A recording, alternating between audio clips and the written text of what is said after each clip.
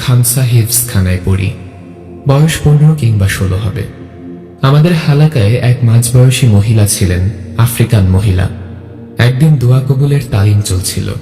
তখন সেই মহিলা কান্না করতে করতে বলেন, আমার মেয়ে অনেক জেদি। সে এমন কিছুর আবদার করছিল যা আমরা সবাই বুঝতাম যে বিষয়টা অসম্ভব। তার বয়স হচ্ছিল, তার জন্য আমাদের বংশীয় ছেলেদের কত প্রস্তাব আসে, কিন্তু সে রাজি হয় না।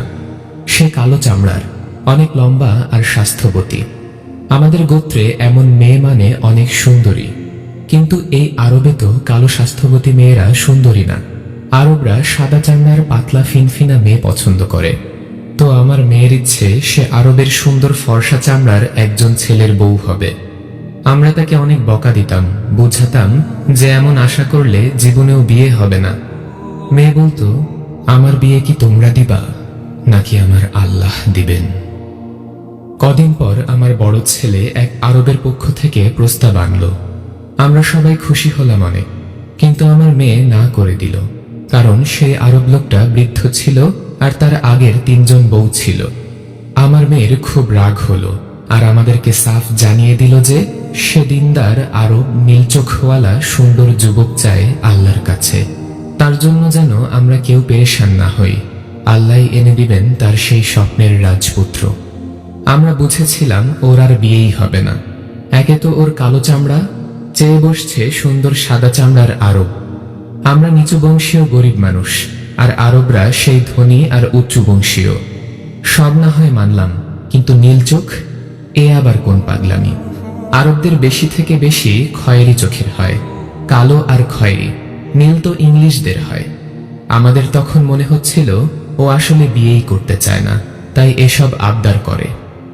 একদিন ওকে অনেক বকা দিয়েছি, গায়েও হাত তুলেছি। আমার মেয়ে কান্না করতে করতে বলেছে 1 সপ্তাহের ভেতরেই সে এই বাড়ি ছেড়ে চলে যাবে তার নীলচোখা আরব জামাইয়ের সাথে।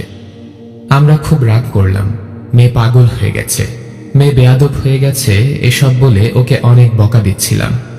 সেই 1 সপ্তাহ আমার মেয়ে অনেক কান্না করেছে জায়নামাজ বিছিয়ে।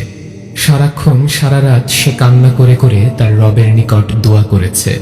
ঠিক 7 দিনের দিন তার জন্য এক নীল চোখওয়ালা সুদর্শন আরব যুবকের পক্ষ থেকে বিয়ের প্রস্তাব এসেছে। আমরা সবাই এত বেশি খুশি হয়েছিলাম, ভাষায় প্রকাশ করার মতো না। ওয়াল্লাহি, যদি মানুষকে সিজদা করা জায়েজ থাকতো, শিরক না হতো, তাহলে সেদিন আমরা সবাই আমার সেই আল্লাহওয়ালা মেয়েকে সিজদা করতাম। আমি অবাক হয়েছি আমার মেয়ের ইয়াকিন দেখে, ওর তাওয়াক্কুল দেখে, ওর দুয়ার ক্ষমতা দেখে। আমি বিয়ের দিন আমার মেয়েকে বলছিলাম কি বলে সে আল্লাহর কাছে দোয়া করত।